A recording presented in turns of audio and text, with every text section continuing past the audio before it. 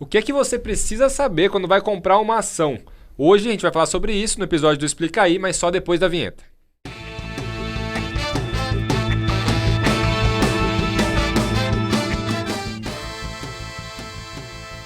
Sou Thiago Diniz, assessor de investimentos da SVN, e estou aqui com o Cássio Marcato e também com um convidado bem especial, Vitório Galindo, ele que é analista de ações, para falar um pouquinho sobre esse assunto que é o que as pessoas mais querem saber, investimento em ações. Não é simples, não posso comprar qualquer coisa e ficar torcendo para subir, eu não posso ser torcedor, mas as pessoas também não sabem por onde começar quando querem investir. Então é disso que a gente vai falar e o trabalho do Vitório é exatamente esse, né? É de suma importância essa função que ele exerce no mercado. Até agradeço, Vitória, a participação aí no nosso papo, porque todo mundo acha que é simples, acha que é um vídeo que eu assisto na internet, acha que é alguém que você escuta falando. Meu tio falou que comprar tal empresa é um negócio positivo. Mas por quê? Por que uma empresa tem condições de subir na bolsa ou não? Por que eu tenho que comprar isso aqui e carregar no longo prazo como um investimento de fato? Como sociedade, porque eu tenho que virar sócio de um negócio. Se ele é bom ou se ele não é. E é isso que ele faz, dar essa resposta para nós. Boa. Seja bem-vindo, Vitor. Valeu, obrigado pelo convite. Eu agradeço a oportunidade. É isso, né?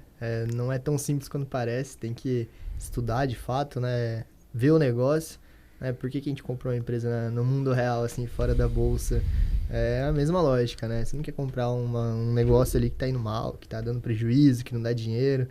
Da mesma forma que você quer ganhar dinheiro com a ação, você quer que a empresa ganhe dinheiro para que a ação se valorize, né? Boa. E explica aí, pessoal, quem é o Vitório Galindo, o que ele faz, onde ele trabalha e o que ele já fez. Bom, eu sou formado em Direito, comecei minha carreira até profissional advogando, na verdade. Acabei gostando dessa parte dos investimentos, querendo aprender cada vez mais, né? Exatamente isso, como comprar uma ação e ganhar dinheiro e, enfim... acertar os investimentos, né? Fazer o dinheiro se multiplicar e etc. E conforme eu fui estudando isso, fui gostando cada vez mais. Comecei a estudar, acho que muito mais do que na parte do direito isso, né? E no meio do caminho aí, acabei encontrando uma gestora aqui de Londrina, né? A Real Investor. Mandei mensagem, fui atrás, consegui ali conversar com o gestor, o César Paiva. Acho que é bem conhecido aí por todo mundo. Tive uma oportunidade de ouro ali, acho que até olhando para trás assim, né, não sei o que deu na cabeça dele de me contratar, dado meu currículo, enfim, minha experiência, mas ele gostou, deu certo, aprendi muito lá. Acho que essa questão do por que comprar uma ação, né, como ganhar dinheiro, como investir, como virar sócio, eu aprendi tudo lá, maior parte, assim, né. É isso que eles fazem lá no dia a dia, né? É isso que os analistas de investimento fazem lá dentro. Fiquei lá por um bom tempo, uns 3 anos, um pouquinho mais. Peguei ali de 2018 até 2021, mês de 21 mais ou menos. Acabei saindo para tocar o meu próprio dinheiro. Então, fazer isso que eu fazia de analisar as empresas, investir, virar sócio das empresas com o meu dinheiro, né? Com o meu patrimônio. E no meio do caminho também surgiu aí outra oportunidade que foi... entrar para o time da Quantity. Hoje é a empresa que eu tô, sou head de análise fundamentalista lá. Toco a parte da carteira recomendada de ações fundamentalistas, né? A parte de investimento em ações através da análise fundamentalista, puxado aí pro Value Investor, aí a raiz lá da Real Investor. Hoje, além disso, a gente tem a plataforma lá dentro, então...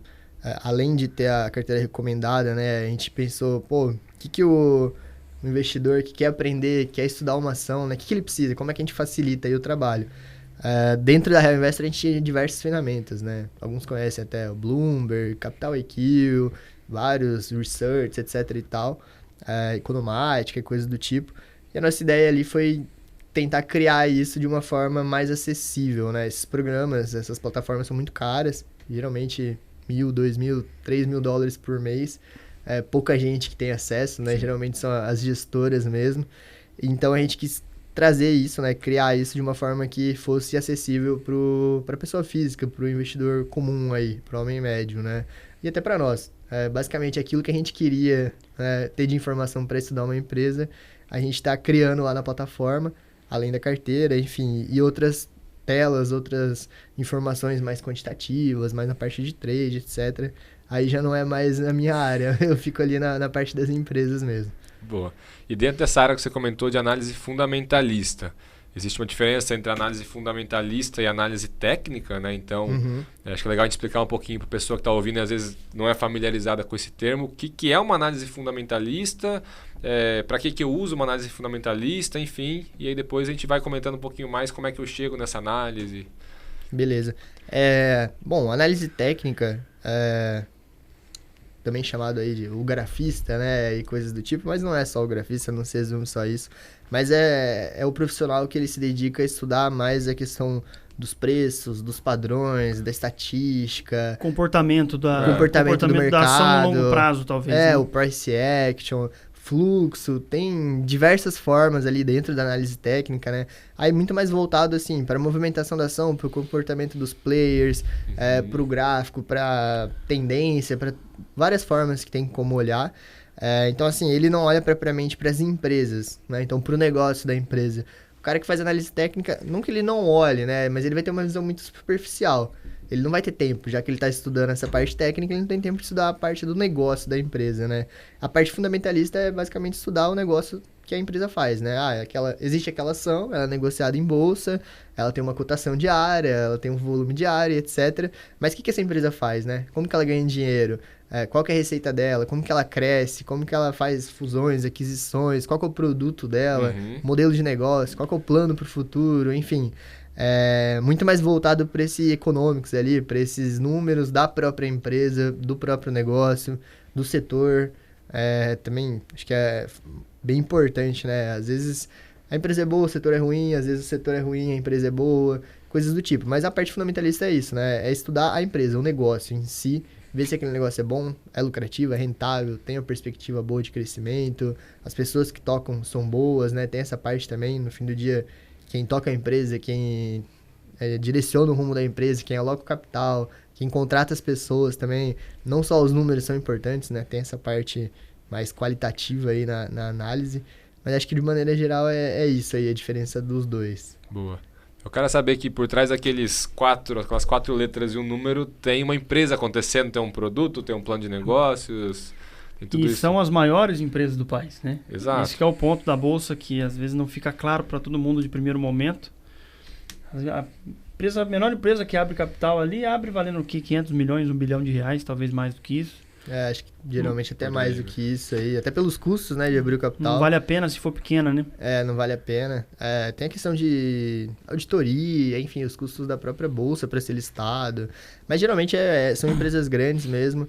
São empresas que já são estruturadas, tem uma governança, tem um acesso a capital, né, empréstimos em valor alto. E assim, ela quer captar dinheiro a um custo mais barato que o empréstimo, ou ela quer crescer de uma tal maneira que não vale a pena se alavancar, se endividar, então ela precisa tomar dinheiro com acionistas, com investidores e coisas do tipo, né? Basicamente, a bolsa ali é a junção do poupador e do investidor, do poupador e o tomador, né? Que Sim. seria a empresa e o investidor. Mas é isso, eu acho que as principais empresas do país, né?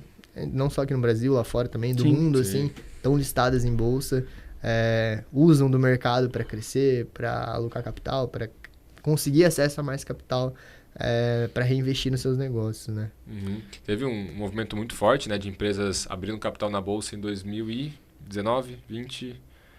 Teve um ano que teve muito IPO, tinha mês que tinha mais de 1, 2, 3, você tinha que estudar, não sabia nem qual que você ia focar. Agora tem algum tempo já que não tem, né?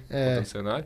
E quando a empresa ela vai para a bolsa, além do custo, existe toda uma burocracia, né? Porque não é mais uma empresa familiar que, por mais que ela seja enorme, fature muito, muitas vezes ela pode ter a abertura, a liberdade de ter o controle do que ela quer. Então ela não é obrigada a ter divulgar algumas informações. E quando a empresa vai para a bolsa, ela tem que ter um nível de governança que você comentou, e ela tem que ser muito mais transparente, até porque ela tem que convencer as pessoas a investirem nela. Então, se ela não abre as informações, aí não acontece, né? E todas as empresas que estão listadas em bolsa, elas têm bastante informação pública, né? Perfeito, né? Até a questão da lei aí, no pro lado do direito, né? Tem a lei das SAs. Advogado é complicado. Né? Ele sabe os dois mundos, né? Esse é o lado muito positivo dele. Tem alguns requisitos, enfim, como você falou, algumas burocracias ali muito maiores, assim, muito mais complexas.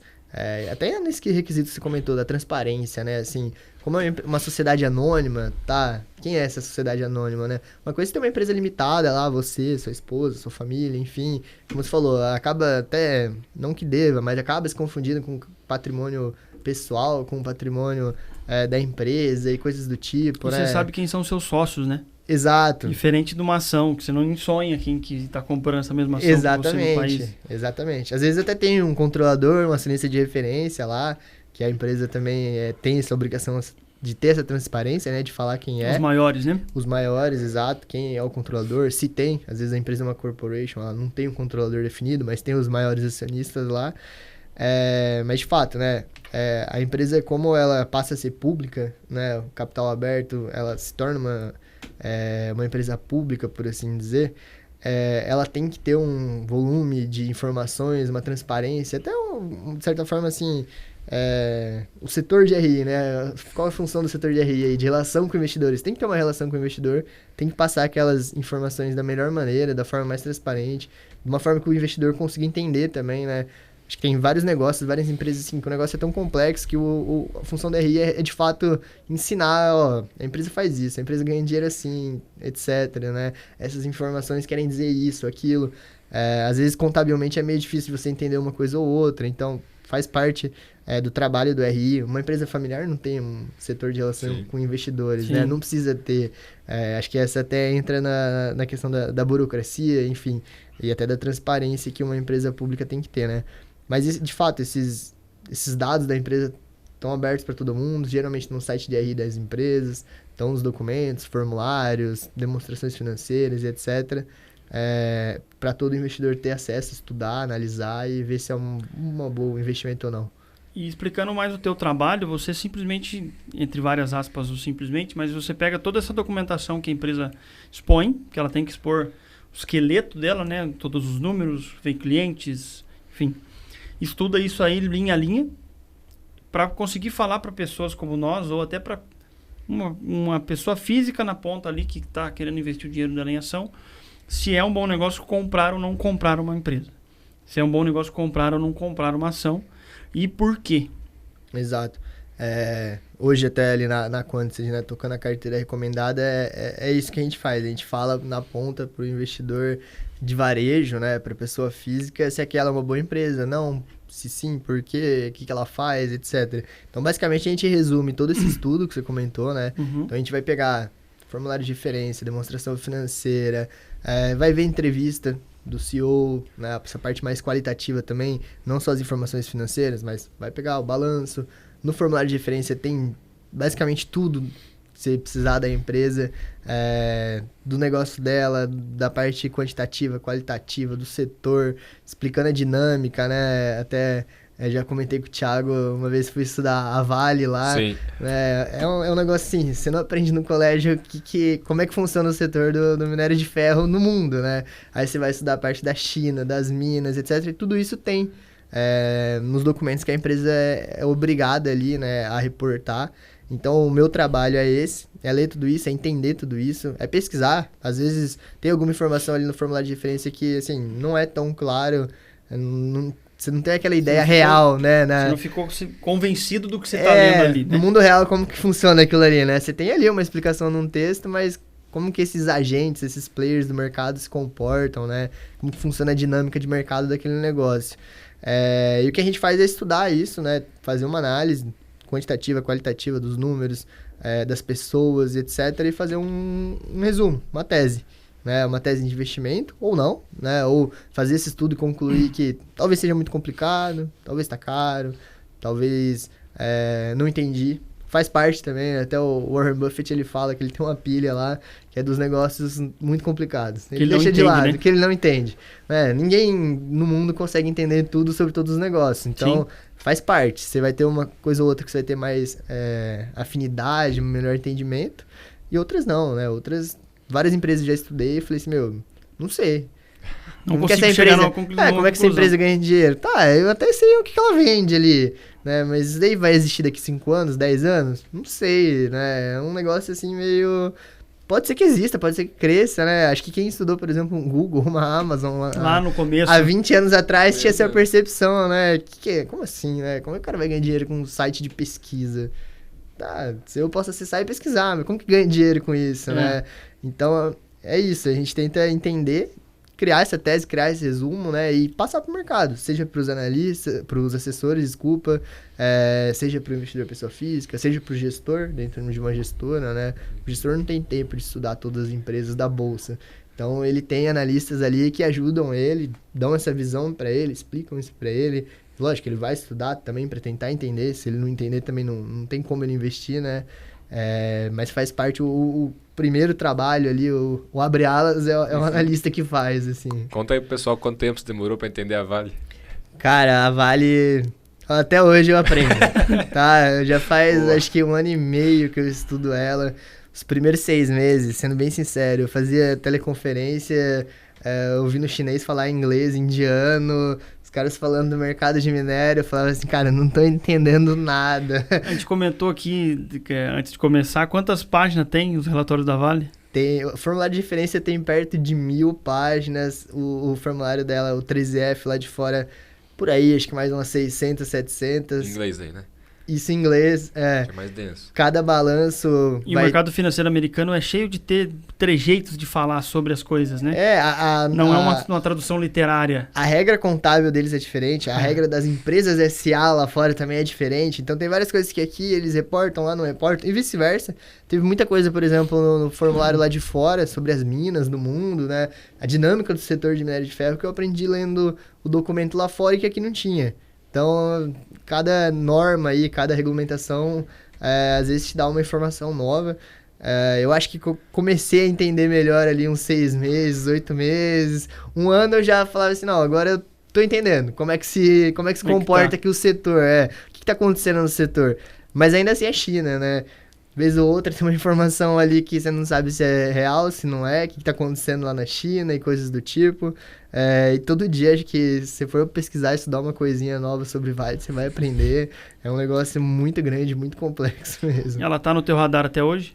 Tá no radar. Hoje a gente não tem, né, recomendação, não investe nela, não recomenda investimento. Mas por uma questão de valuation, de preço mesmo. Acho que o grosso do upside, ou até quando a gente investiu nela lá na Real Investor, que eu comecei a estudar lá atrás, foi na época que teve o acidente de Brumadinho, né? Então ali criou 25 de janeiro de 19 aniversário de São Paulo. De 19? De 2019? Foi antes da pandemia. Janeiro, foi uma sexta-feira, janeiro de 19. Foi isso. A gente tava, eu lembro que a gente tava no escritório, rompeu uma barragem, lá na Real Investor, como assim, rompeu uma barragem, né? Deve ser um... Não lembro quanto que ela caiu. Cara, eu acho que no dia ela caiu 25. Acho que no auge chegou a cair uns 30%. Se não mais. Eu tava no Itaú e eu lembro que um gerente foi me perguntar lá assim, e aí, tá caindo, não compra? A gente tinha que ter perguntado pra ele, mas... nem a gente ali, na hora que sai a notícia, você fala assim, tá, né, rompeu uma barragem pequenininha ali, vazou, sei lá, lama no rio, minério, alguma coisa do tipo assim, né? Pô, você não imagina que... O tamanho daquilo lá, né? Que ia ser um estrago tão grande, né? Tão grande e o que aconteceu depois, etc e tal. Mas foi um momento ali que, em termos de investimento, né, abriu-se um gap bom na Vale. O preço caiu muito, lógico, merecidamente, né?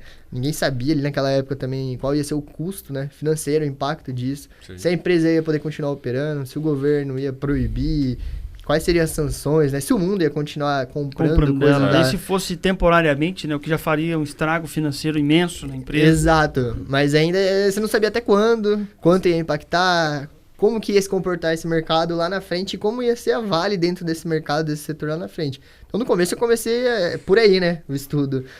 Tentar entender os impactos, etc. Aí fui me aprofundando, entender o negócio, tal. Só que naquele momento teve uma discrepância grande ali, que foi o preço da ação caiu e o minério começou a subir ao longo dos meses. Por quê, né? Aí você vai entendendo o setor. A oferta e demanda, né? É tão simples quanto isso. Diminuiu a oferta no mundo, a demanda continuava estável crescendo, você teve um déficit ali de fornecimento do minério. Então o minério começa a custar mais caro, né? Naturalmente. O acidente de Brumadinho em si teve consequências no preço do minério nessa época? Foi isso que causou o começo. Entendi. Reduziu a oferta? Eu não lembro de cabeça, tá? Mas eu Quantas acho que eu vou minas foram chutar fechadas aí. também, né? Mas teve a Vale produzia na época algo como 390, 400 milhões de toneladas por ano, né, de minério. Com esse acidente, ela teve que parar várias minas, né, em várias regiões, etc. Ela teve que fazer todas as barragens que não eram a seco, né, teve que etc. revisar tudo isso, Teve né? que refazer a estrutura, Todos né? que tinham o mesmo modelo de Brumadinho teve que refazer, né? Isso. Ela teve que transformar, ou enfim, criar formas ali de proteger para que isso nunca mais acontecesse, né? E ela teve que parar várias minas, que eu me lembro, tá, de cabeça, assim, de 400, 390, isso daí caiu para 300, 290 milhões de toneladas. Isso, assim, no mundo é muita coisa, grande parte é a própria China que consome, e isso começou a causar essa discrepância oferta e demanda, eu acho, tá, não lembro de cabeça, até tem que olhar, mas devia estar mais ou menos $70 o minério, por ali, 70, 80... Acho que desde a última ciclo de commodity que a gente teve, o minério não passava de 70, 80 dólares. Hoje tá 130, né? Só que chegou a 220. Não, no Covid, se não me engano. Porque daí juntou as duas coisas. Parou o Brumadinho, já tava faltando. Aí começou a parar diversas minas, não só da Vale, né? Aí no mundo inteiro por conta do Covid, faltou ainda mais. Né? Então o minério foi com um preço que se falava assim... E eu acho que o consumo até hoje não voltou a ser o mesmo do que ele era previamente ao Covid, né? Não tenho certeza disso. Não chegou, não sei o número exato hoje, mas eu diria que tá bem próximo, ou talvez até tenha passado pouca, mas assim, pouca coisinha. Só que o fornecimento da Vale não voltou. Hoje a Vale continua fornecendo algo como 315, 320. Ela não voltou para aqueles 400 ainda. Entendeu? Então ainda tem esse gap. Por que o minério tá 120, 130? Ainda tá faltando, né? A partir do momento que a Vale voltar a produzir 390, 400 ou mais, né? É o plano, segundo a companhia. Aí a gente vai depender se a demanda vai ter crescido, né? Como que vai estar essa oferta e demanda lá na frente. E eu acho que esse é um bom exemplo para demonstrar a importância do teu trabalho, né? Porque se a Vale começar a produzir mais, a empresa está produzindo mais, ela está vendendo mais. Em tese, ela tem que valer mais na bolsa. Mas a maior produção da Vale vai fazer com que o minério de ferro caia, que em tese faz com que ela tenha que valer menos na bolsa. Perfeito. E aí você tem que falar sim ou não no meio disso aí. Perfeito. Cara, essa é uma dúvida que eu dormia e acordava pensando nela por muitos meses, tá? Nessa época aí que eu tava mais focado. E ao longo do tempo eu fui vendo que, assim, criou-se uma política, assim, não só na Vale, mas entre as mineradoras de value over volume. Então, elas estão priorizando mais o valor do minério, né, do que o volume. Como a OPEP faz, por exemplo. Mais ou menos. Um acordo de boa vizinhança. Assim, é um recurso natural finito. Naturalmente, você vai querer vender toda a sua reserva, o máximo que você conseguir, no maior preço possível, né? Eles preferem vender um pouco menos a um preço mais alto do que mais a um preço menor. Perfeito. É mais ou menos assim, tá? Não é a regra em todos esses setores, porque, por exemplo, uma dúvida que eu tinha, né? Mas se a Vale ela começar a produzir 400, 500, não sei, ela vai tirar outros players que tem um custo de produção maior, né? Mais alto do mercado, e beleza, ela vai continuar reinando, ela vai quebrar o cara ali pequenininho e tal, ela vai controlar o preço porque ela vai ser maior, ela vai ter um menor custo de produção, maior escala, ela vai ganhar mais dinheiro, né? Resumidamente. Não é o que está acontecendo. Pode ser que aconteça em algum momento. Por isso que é algo que a gente tem que ir acompanhando ali no dia a dia, no mês a mês, no trimestre a trimestre. Enquanto isso acontece, 1000 fatores andando ao mesmo tempo, né? Demanda da China, aí vem ataque de Covid, aí... Exato, é uma loucura.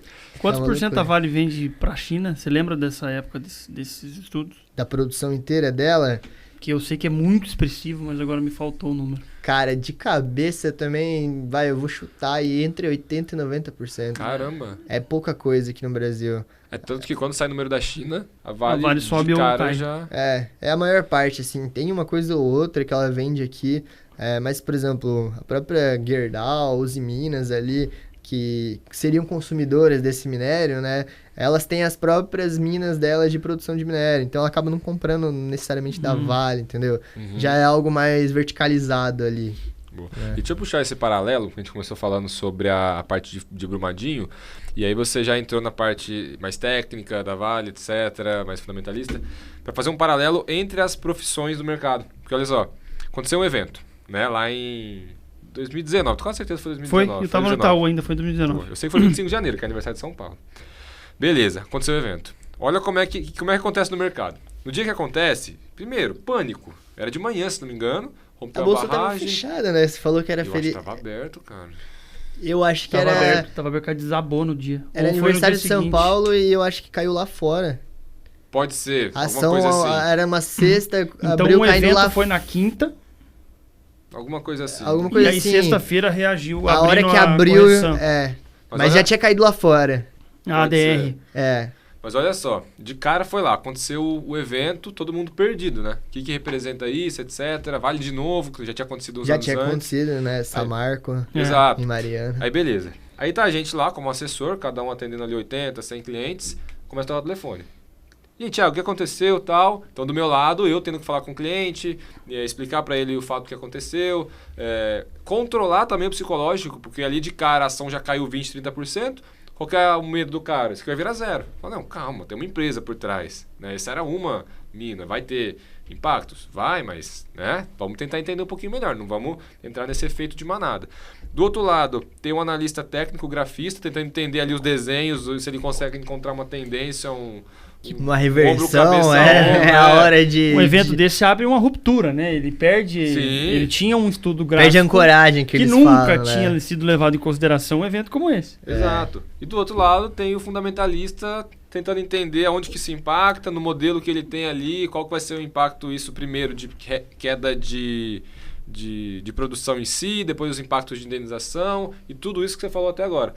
Então, cara, o mercado ele anda tudo junto e aí até a questão da complementaridade, né? Porque às vezes o cliente pergunta pra gente, Thiago, compra o Petrobras ou não? Compra o Vale ou não? Primeiro que a gente é proibido de dar recomendação. Né? O analista ele não pode, só o assessor não pode, só o analista CNPI, que tem um certificado para isso.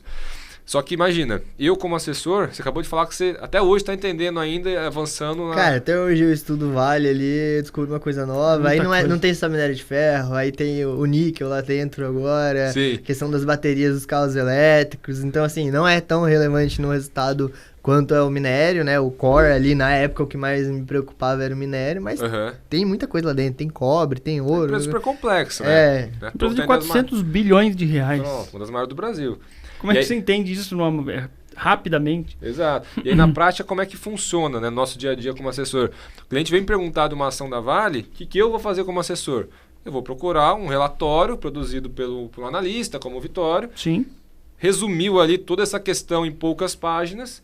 E aí eu vou entender. Ele falou ali, compra ou não compra. Por que compra? Por que não compra? Sim. E aí sim, eu vou conseguir consumir relatórios bem produzidos de algumas casas de análise, como é a Quantity, que inclusive está homologada agora pela XP, coisa recente. Né? E aí sim eu consigo posicionar o cliente. Então, às vezes em um dia eu consigo conversar com o meu cliente sobre várias situações específicas. Agora, o analista ele não consegue ter toda essa abrangência porque ele tem que dar profundidade no caso. E até dentro da Real mesmo que você trabalhou, fazendo o fundo de ações, você também não conseguia cobrir todos os setores. Né? Dentro de um fundo você tem analistas específicos por setor, não é? Na Real Investor a gente até tinha um pouquinho mais de abertura assim na época, né? Nós éramos acho que em menos analistas do que é hoje lá, né? Que daí acaba... Acho que quanto maior o grupo de analistas, mais específico dá para ser, né? Mas na época a gente... Não me lembro exatamente, mas devia ter 6, 7 analistas ali, mais o gestor estudando também. Mas era mais ou menos separado assim, né? Às vezes 2 pessoas olhavam o mesmo setor, né? Então, na época eu olhei bastante commodities, né? Comecei pela Vale, Da Vale foi pra Petrobras, e foi pra PetroRio, e foi indo nas empresas de commodity. E esse estudando é o quê? Tipo, cantinho da leitura? Tá todo mundo lendo ali parado no mesmo dia?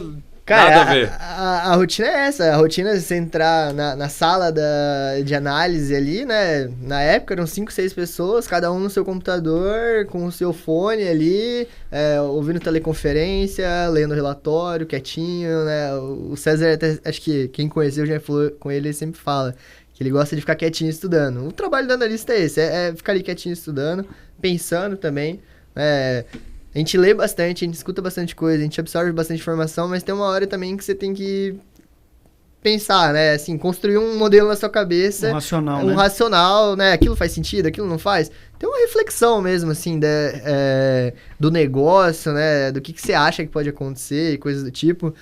O Warren Buffett fala bastante isso, né? Que ele fica lendo o tempo que ele não...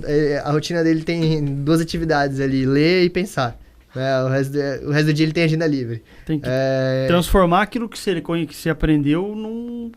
Você vai mandar uma pessoa comprar uma ação ou um gestor de um fundo, né? Como foi o caso do César Paiva. Por quê? Exato. Tem que criar esse caminho para a pessoa, né? Primeiro eu tenho que me convencer. Também, por isso que demora, talvez. Se eu acho que vale a pena, que não vale a pena, se é uma boa, se não é, se tá descontado, se não tá, se a empresa é boa, se a empresa não é boa. Depois eu tenho que ver como é que eu vou passar isso que eu me convenci, né? Então, seja no relatório, né? Hoje, de seu site, seja nas conversas, e-mail, troca de ideia, comitê, apresentação, enfim, para o gestor, para os investidores, para quem quer que seja, né? Mas é isso, nosso trabalho é ficar quietinho ali, estudando, pensando. Em alguns momentos você vai fazer contas, você vai ouvir teleconferência, você vai conversar com outros analistas, você vai conversar com outras pessoas, você vai conversar com o RI da empresa. Então, li lá todos os documentos, fiz um estudo enorme, mas ainda ficou algumas dúvidas. Eu vou marcar um call com o analista de RI, com o diretor de RI, com quem quer que seja da empresa. Às vezes a gente consegue falar até com os diretores, CEO. Na época da Reinvestor a gente falava bastante, até o César tinha um contato próximo com alguns CEOs de empresa que a gente investia ou queria investir, coisas do tipo. Às vezes vai conversar com um conselheiro, com um membro de comitê, com um funcionário. Já teve várias vezes que a gente conversou, por exemplo, um funcionário que alguém conhecia, que era, por exemplo, gerente de uma loja de uma empresa que a gente estava estudando, né? Para tentar entender, assim, como que tá funcionando além daquela apresentação que o RI fez. Lá dentro, né? Lá dentro, qual que é a preocupação? Qual que é o foco dos caras, né? Qual que é o tratamento com o pessoal, né? Isso tá ganhando muita força no mercado nos últimos anos. Exato. A maneira que você cuida dos seus funcionários é um dos motivos de alguém recomendar uma compra ou venda de uma ação hoje em dia. Assim, você começa a ver, né? A empresa começa a perder os seus talentos, né? Acho que até a Ambev, acho que é um clássico disso, né? Como que eles falam? Atrair e reter talentos, né? Acho que a gestão aí 3G é famosa por isso. Você começa a ver que, perdeu o CFO que era bom, perdeu um outro diretor que era bom, um funcionário ali, aqui, o que tá acontecendo, né? Tem alguma coisa estranha, assim. O ser humano, de certa forma, ele é confortável. Ele gosta do conforto. Se tá bom aquela empresa, se ele tá satisfeito, se ele tá achando que o ambiente é bom, é promissor, etc., ele vai continuar, né? Não sei. Não vejo muito motivo para sair. Então, essa é uma análise boa até. Era algo que deixava a gente meio de cabelo em pé. O diretor de RI renunciou. Como assim? Renunciou por quê? Pra onde ele foi? O que ele tá fazendo, né? O que aconteceu? Então...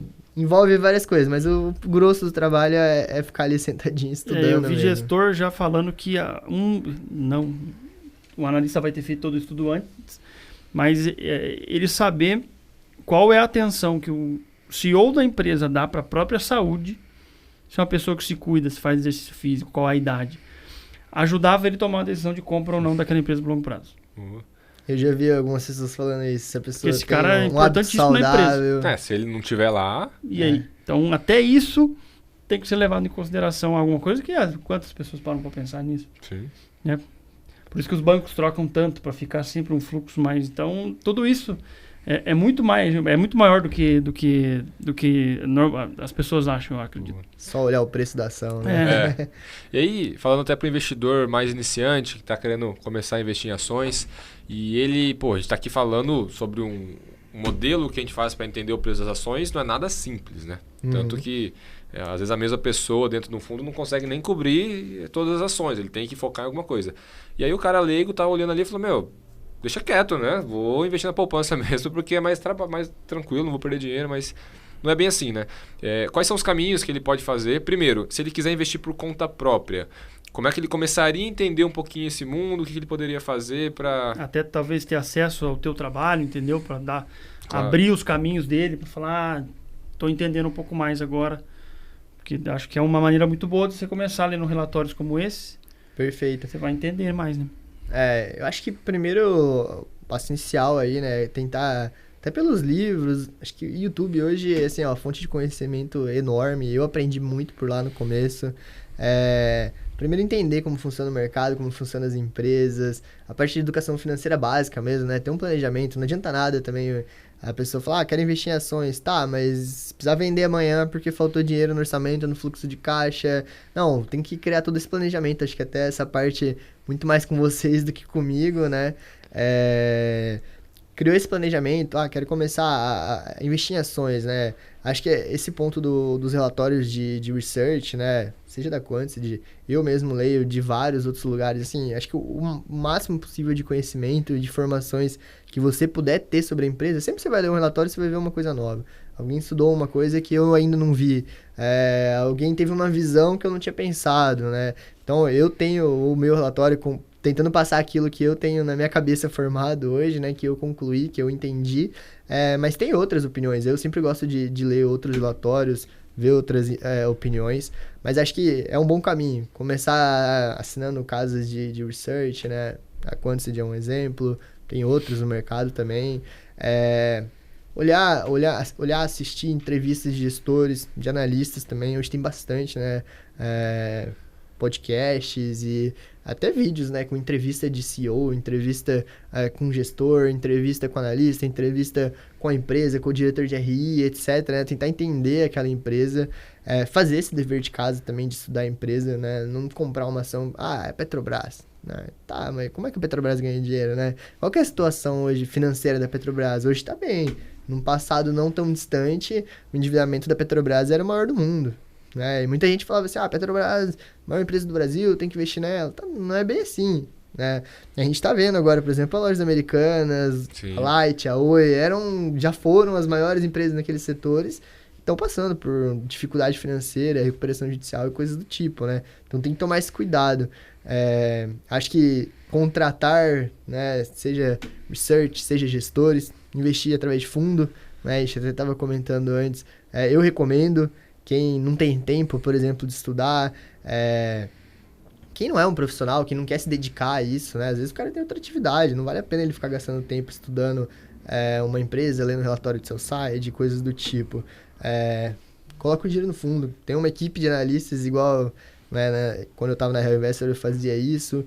Tem o gestor lá, tem toda uma estrutura, tem toda uma discussão, né? Não é uma pessoa sozinha tirando da cabeça dela uma ideia, vou investir porque eu acho que a ação é legal, ticker, sei lá, né? O preço tá caindo, ou tá subindo. No mínimo, que tem, muitas pessoas dizem isso, que no mínimo seja cliente dessa empresa.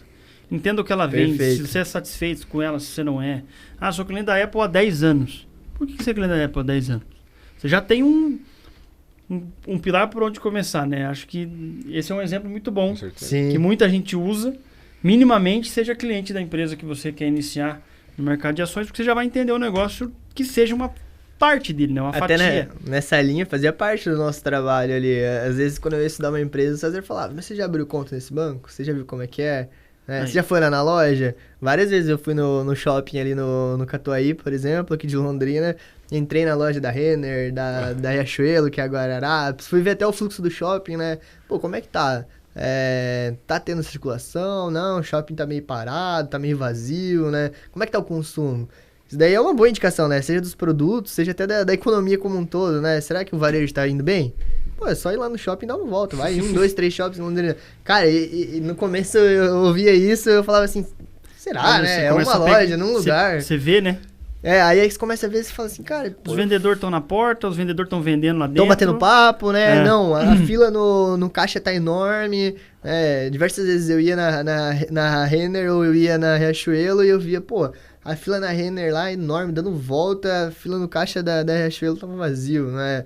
É um sinal. E em outro trimestre vice-versa. Às vezes você vai ver que assim, pô, teve um erro de coleção. Uma tá vendendo bem e a outra não, né? Isso muda. Uma acertou a coleção, a outra não acertou. E aí você vai ver no resultado depois de uns meses ali no trimestre, o cara falando, teve um problema de coleção. O inverno foi pior do que a gente esperava, foi melhor, a gente não tava preparado para isso, para aquilo. Você fala assim, olha, dava pra ter visto isso antes, né? Dava pra ter ido lá na loja. É que o mercado, ele antecipa os fatos, né? Então, quanto antes eu conseguir entender um pouquinho desse cenário, para mim é melhor. E quando eu olhar ali, vamos supor que sai o relatório e aí sai a entrevista do RI que teve um erro de coleção. Provavelmente já vai estar no preço. Né? Se eu quero entrar por conta de uma tese dessa, ou porque essa próxima coleção eles estão acertando muito, acho que o resultado vai vir muito bom, a empresa vai valorizar, tem que ser antes. Né? Eu tenho que tentar me posicionar. E já teve algum analista que foi na loja. Então, se você não foi, você não fez o seu dever de casa, o outro fez. Antes, porque tem um monte de analista estudando essas questões. Exato, né? Se todo mundo ficasse sentado esperando o RI falar o que vai acontecer, mas não, vai todo mundo atrás, né? Por que o Covid, o mercado caiu 50%, depois subiu tudo de novo? Porque ninguém tinha estudo sobre não deu ideia. Tempo você não tinha como sair na rua. Essas análises. O shopping estava fechado, como é que é? Só que daí também é um sinal. Você fala shopping fechado, não vai vender nada. Exato. Então, o mercado tem esses movimentos muito por causa dessas mentes. Sim. E, por último, hoje você comentou que você faz uma carteira recomendada dentro da Quantity. Isso. Como é que é isso? E assim, qual que é a diferença quando o cara ele quer investir através de uma carteira recomendada ou de um fundo? Ou se ele quiser comprar e entender os relatórios, enfim. Bom, pela definição, né? O sell side e o buy side, né? No sell side, que é onde eu estou hoje com a carteira recomendada, né? Meu foco é fazer esses relatórios, seja para explicar a empresa, seja para explicar a minha visão, seja para explicar o que eu acho da empresa, tentar passar, né, o máximo de informação para o pessoal do buy side. Então, quem é o buy side? Pode ser o investidor pessoa física, pode ser o fundo, a gestora. Quando eu estava na Investor... Pode ser nós. Pode ser vocês, exato, né? Vocês... via o cliente de vocês, o que vocês vão conversar, enfim, o que o cliente de vocês quer saber também, né? Então, fazia parte da minha rotina, por exemplo, ler relatório do seu site quando eu estava no buy side, né? Quando eu estava na gestora. Para tentar entender, para tentar aprender, ver outras opiniões, né? De outros analistas e etc. Então, hoje ali na Quantity, é isso que eu faço, passar a minha opinião, a minha visão, né? Ter uma carteira recomendada também. Tem vários sell sites que, assim, eles fazem só o relatório, né? Então, eles não têm uma carteira em termos de percentual de alocação, se é para comprar, às vezes é para vender, entra short, não, vamos ficar 100% caixa, enfim. O que a gente quis fazer ali é ter algo mais parecido com o buy side. Então, a gente vai passar a nossa visão, mas a gente também vai ajudar ali no como investir, né? Na parte do que você deve comprar, o que você não deve comprar, quanto também. Muita gente fala assim, o fulano recomenda tal ação. Tá, mas o cara recomendou comprar 1%, né? Deu errado. Você vai ver a maior posição do cara é 20% em outra coisa que deu muito certo, né? Então, o mercado gosta também de pegar no pé ali dos erros, né? Dos tropeços, mas assim, você vai ver o resultado do cara é muito bom porque ele acertou o ganhar grande e perder pequeno, né? Então, hoje a gente tenta passar isso ali na Quantity, na carteira recomendada, né? Não só os relatórios. Para quem quiser assinar, quem quiser ter acesso à plataforma. A questão da plataforma também, né? Às vezes a pessoa quer... eu quero ter uma ideia ou outra, ou ver o que a gente pensa daquela empresa, mas também quero estudar sobre aquela empresa. Quero ver os dados financeiros, quero ver múltiplo, quero ver análise de valuation que a gente tem nas telas e coisas do tipo. Tem outras ferramentas, né? Não só a nossa opinião. A gente está usando aquelas ferramentas, mas o investidor pessoa física, ou até vocês, podem ir lá e usar essas ferramentas também. Boa. Então, é isso. Mais algum ponto você acha importante a gente abordar? Eu acredito que fica entendido a importância do analista no mercado, o quanto é complexo você comprar uma ação, o porquê que a gente dá muito valor a isso, a esse estudo por trás. Porque tem que existir um analista, tem que existir um gestor, tem que existir um assessor e cada um no seu quadrado. Né? Porque às vezes o cliente liga para nós e fala assim, a ação está caindo 13 aqui, eu compro ou não compro? Fala, Ele demora 6 meses para atender uma ação. Imagina eu que ainda tenho 100 clientes para atender. Não posso te falar. Por isso que existe uma responsabilidade fiduciária Claro. que a gente não pode falar.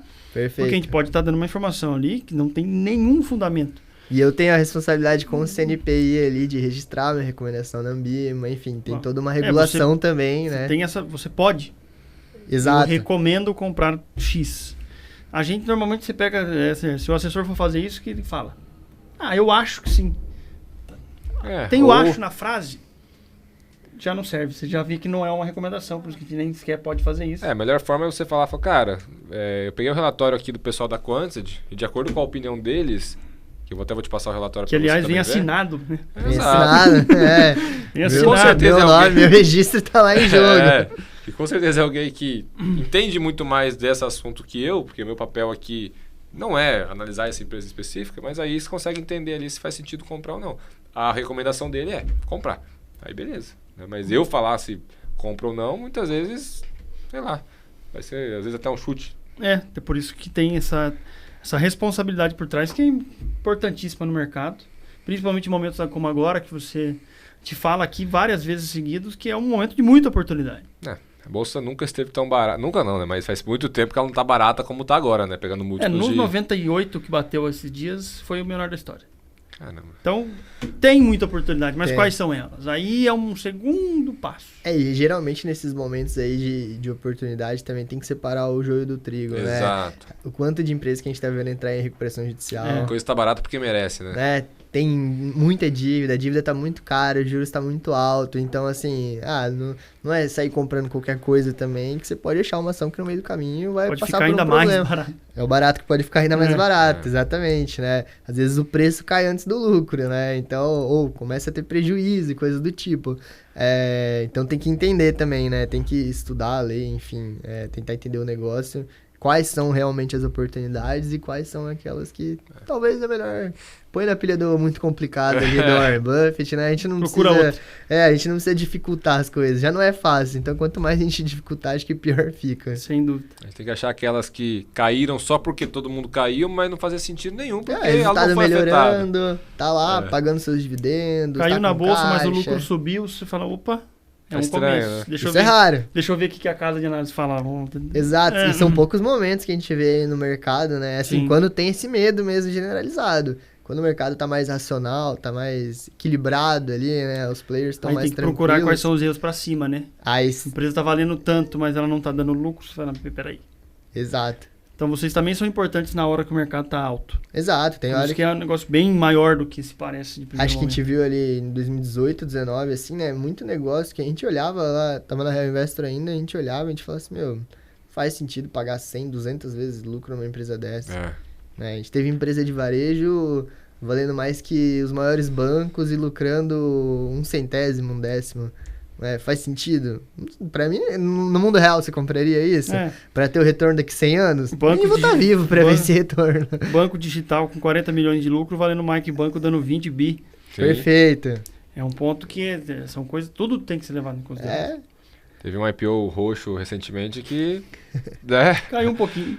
Caiu um pouquinho, mas quando saiu o IPO ali, você olhava e falou, será Era que 60 com esse bi, lucro... 60 bi de dólares, não era? Esse Dando lucro valendo prejuízo, uma- dando prejuízo na época. 60 bi de dólares, né? É muito dinheiro. Essas coisas chamam atenção, né? Chama, com Eu lembro um banco certeza. digital que eu tinha visto também uma época, se não me engano, o indicador falava que o lucro dele estava em 297, ou seja, 297 anos de lucros para você poder Devolver o teu dinheiro. fala, cara, Vocês cobrem IPO também? Se for atrativo, sim. quando sim. tiver, quando tiver, né? Quando tiver, quando voltar a ter. Faz tempo que a gente... Vamos dizer que não tá nos nossos planos por enquanto, porque não tá tendo, né? BDR também não. BDR não. BDR Aí, ainda não. Tem uma outra... Não, eu especificamente, né? Tem uma outra área da Quantity daí que é o Marcelo, pra quem quiser procurar lá. Ele, o Petrocas, outros caras, eles olham lá fora, eles estão lançando a carteira recomendada daí Legal. de empresas lá fora. Daí não Diretamente? BDR, diretamente lá Listadas fora. lá direto. Boa. Então, só agradecer a presença. Obrigado. É um conteúdo que a gente tem buscado muito, né? No momento que tudo tá barato, vamos ver se faz sentido ou não. E Então, trazer alguém que realmente tá há alguns anos já trabalhando especificamente com isso ajuda bastante a gente entender, né? E daqui a pouco, se começa a voltar essa bolsa a subir, que daí o Bonner começa a falar no jornal, todo mundo Bovespa começa a procurar. subindo. Então, é muito importante sempre ter atualizado a importância de um analista, porque tomara que cedo ou tarde esse movimento comece. Então, vai ter um material ali para as pessoas entenderem quem procurar nesse momento. Lembrando que o assessor de investimento sempre conta com o analista por trás. Por isso que você tem o melhor dos dois mundos aqui sempre também. Perfeito, eu que agradeço aí também a oportunidade. Gosto de falar sobre o assunto, sempre que quiserem, é só chamar que a gente bate um papo sobre isso. Se continuar assim, a gente vai precisar ter muita coisa para gravar, porque cada semana tem assunto novo. Né? Se a China invadir Taiwan, eu quero ver o que vai acontecer com a Vale, eu vou chamar você aqui para falar para nós. Você vai ter que falar, se subiu ou não. Tem que tentar entender também. Sanção aí, você não vende mais pra China se quiser. Fala, e aí? Pois tem que tentar entender. Você vai saber falar melhor que a gente. Então, se acontecer, estudar, já está convidado. Boa, pessoal, é isso. Agradeço você que ficou até aqui. Se você gosta desse conteúdo, se inscreve no nosso canal. Toda semana a gente está trazendo conteúdo novo. Até sobre esse assunto que o Cássio falou agora, China, Taiwan. Recentemente a gente trouxe um professor de história com um baita de um gabarito para falar e ficou um vídeo muito bom, espetacular. E deixa o teu like, manda para quem você acha que pode se beneficiar por esse vídeo. E a gente se vê no próximo episódio. Tchau, pessoal. Valeu.